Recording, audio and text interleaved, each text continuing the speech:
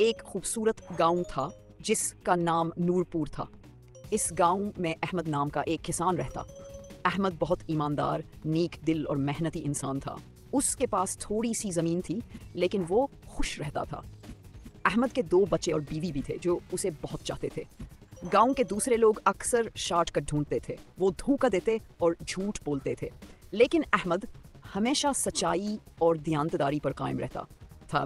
ایک سال گاؤں میں سخت قحط پڑا، مہینوں تک بارش نہ ہوئی، زمین سوکھ گئی، کھیت بیکار ہو گئے، لوگ بہت پریشان ہو گئے اور شہر کی طرف جانے لگے۔ لیکن احمد نے ہمت نہ ہاری، اس نے اپنی بچت سے بیج خریدے، روزانہ صبح سویرے اٹھتا، کھیت میں کام کرتا اور پسینہ بہاتا۔ گاؤں کے لوگ اسے پاگل کہتے تھے، ارے احمد یہ سب بیکار ہے، کچھ نہیں اگے گا۔ لیکن احمد نے کہا، میں محنت کر رہا ہوں، میرا رب مجھے مایوس نہیں کرے گا۔ چند دن بعد اچانک بادل چھا گئے، اتنی زور کی بارش ہوئی کہ زمین تر ہو گئی۔ احمد کی فصل ہری بھری ہو گئی، لوگ حیران رہ گئے۔ وہی لوگ جو احمد کا مذاق اڑاتے تھے اب اس کی تعریف کرنے۔ احمد نے جب فصل کاٹی تو بہت اناج ملا۔ احمد نے بازار میں بیچ کر پیسے کمائے، لیکن احمد نے اپنا سارا فائدہ اپنے تک محدود نہ رکھا۔ اس نے غریبوں کو اناج بانٹا، کنویں کی مرمت کرائی، ایک چھوٹا اسکول بھی بنوایا تاکہ گاؤں کے بچے پڑھ سکیں۔ ایک دن گاؤں میں ایک بوڑھا مسافر آیا، وہ بہت کمزور اور بھوکا تھا۔ احمد نے اسے اپنے گھر بلایا، کھانا کھلایا اور رہنے کی جگہ دی۔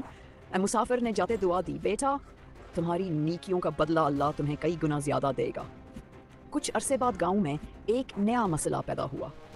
ایک امیر زمیندار آیا اور اس نے سب کی زمین خریدنے کی کوشش کی۔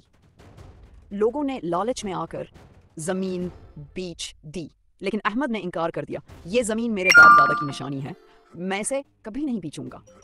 چند سال بعد زمیندار نے زمین پر قبضہ کر کے لوگوں کو نکال دیا۔ احمد اپنی زمین پر خوش رہا اور دن بہ دن کامیاب ہوتا گیا۔ سبق، یہ کہانی ہمیں سکھاتی ہے کہ محنت، سچائی اور صبر کا راستہ کبھی ناکام نہیں ہوتا۔ اللہ ہمیشہ محنت کرنے والوں کو کامیابی دیتا ہے۔